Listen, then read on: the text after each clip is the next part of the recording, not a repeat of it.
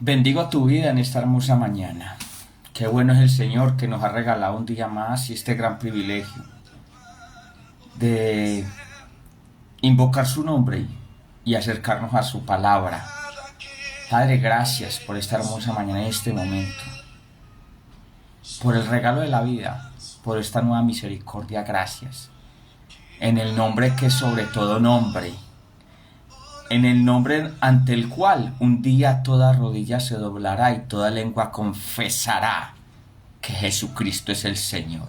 En ese nombre, Padre, gracias Dios. Amén y amén.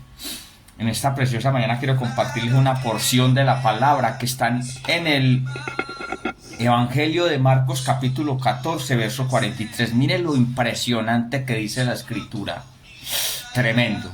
Dice, luego, hablando él aún, vino Judas, que era uno de los 12, y con él mucha gente con espadas y palos, de parte de los principales sacerdotes, y de los escribas, y de los ancianos.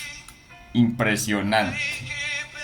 El contexto es que este verso 14 nos muestra el momento en que Judas va a entregarlo, y en que esa mucha gente va a arrestarlo. Impresionante. Y lo primero que nos dice ese verso 43 de Marcos 14 es que luego hablando él estaba hablando con los discípulos. ¿Quién era el que estaba hablando ahí? El Rey de Reyes y Señor de Señores, el Mesías, el Señor, el que vive y reina, el Eterno, el Salvador. Dice, hablando él aún, vino Judas, que era uno de los 12. Impresionante. Porque dice la primera parte del verso 43 que vino Judas, que era uno de los 12. O sea, vino alguien que durante esos 3 años hizo parte del círculo íntimo del Señor.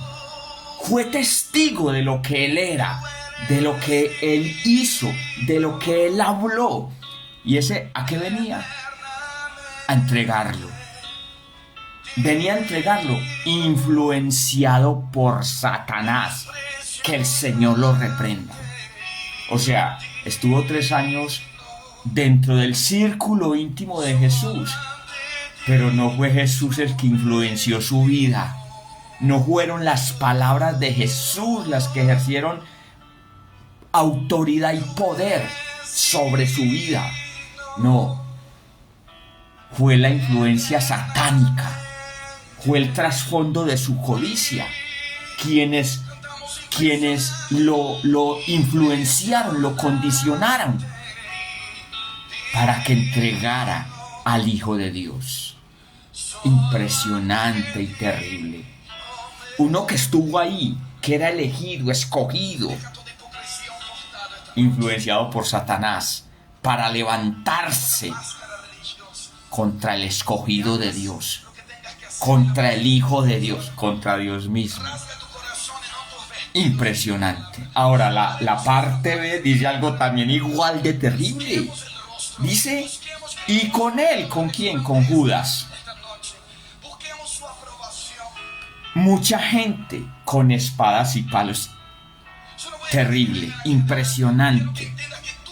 Porque mire, de esta gente, ¿qué se dice? El verso 49 de este mismo capítulo 14 de Marcos nos dice, cada día estaba con vosotros enseñando en el templo. O sea, estos que se habla aquí de con él, esa mucha gente ya habían escuchado a Jesús. Ya habían escuchado sus enseñanzas, sus palabras. Ya lo habían visto. Tal vez habían escuchado lo que él hacía.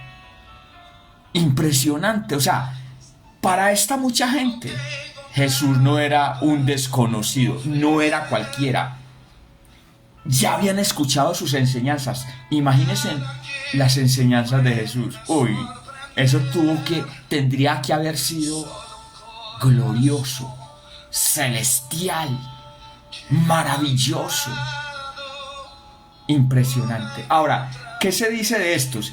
Dice, y con él mucha gente con espadas y palo, de parte de.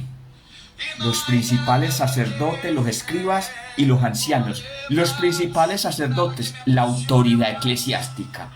Los escribas, los que tenían la autoridad de la palabra.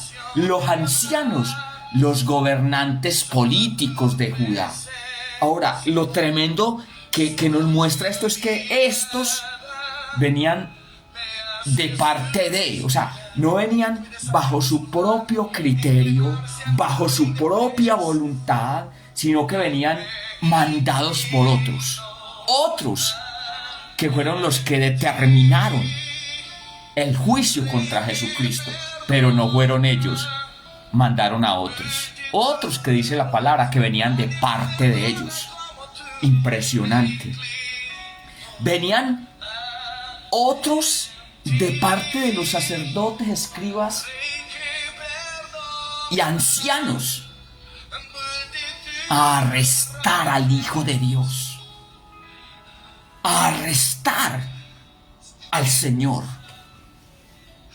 Tremendo, porque no venían bajo su propio criterio, sino por la influencia de otros. ¿A qué? A levantarse contra el Hijo de Dios. O sea, impresionante que para estos que venían con palos y espadas fue más relevante la influencia de los escribas, de los sacerdotes, de los ancianos, que la misma enseñanza de Jesús. Impresionante, porque nos habla de la ignorancia de la Escritura para levantarse contra el Hijo de Dios, porque nos habla de esa falta de carácter y firmeza para defenderlo de Dios, y nos habla de esa falta de criterio para decir no cuando se trata de algo que va en contra del mismo Dios. Ahora, esto es un llamado a la rebeldía y a la desobediencia. Sujétese y obedezca a los hombres de Dios, siempre y cuando ese hombre de Dios esté alineado a la palabra de Dios. Y usted, hombre de Dios que me escucha, alíñese a la palabra para que aquel que se le sujete no solamente esté sujeto a usted, sino a Cristo y a su palabra. O sea, tremendo esto. Porque entonces vemos aquí el cuadro de uno influenciado por Satanás para entregar al Hijo de Dios, y de otros influenciados por hombres con autoridad que se camuflaban en una autoridad religiosa aparentemente delegada por Dios, pero fuera de la voluntad de Dios. Y lo más grave, manipulando y usando incautos, faltos de criterio, sin conocimiento de Dios, con ignorancia, usándolos para levantarse contra el Hijo de Dios. Ahora, aquí hay que explicar algo y entenderlo. Sí o sí, Jesucristo tenía que ir a la cruz. Ahora, eso no justificaba ni a Judas, influenciado por Satanás, ni a estos muchos influenciados por los sacerdotes, escribas y fariseos. Eso no los excusaba. O sea, no era una justificación para ellos.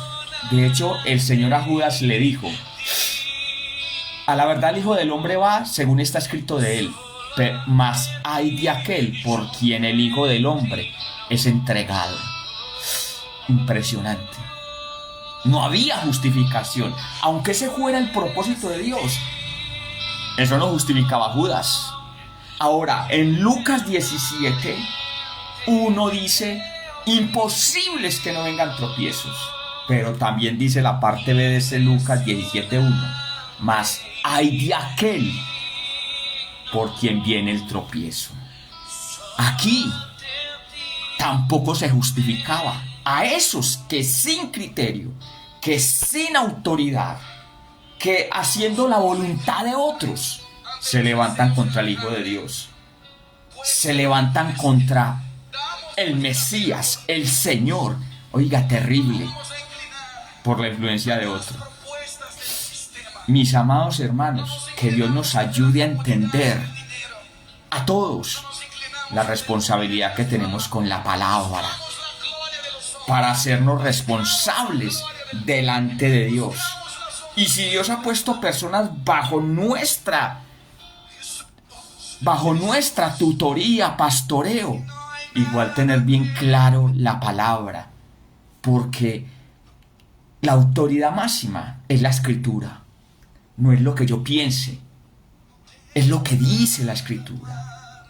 Y aquí vemos no solamente personas sin carácter y sin firmeza, sin criterio, sin voluntad, creyéndole más a hombres, dejándose influenciar por hombres, dejándose influenciar por Satanás, levantados contra todo lo que representaba el Hijo de Dios.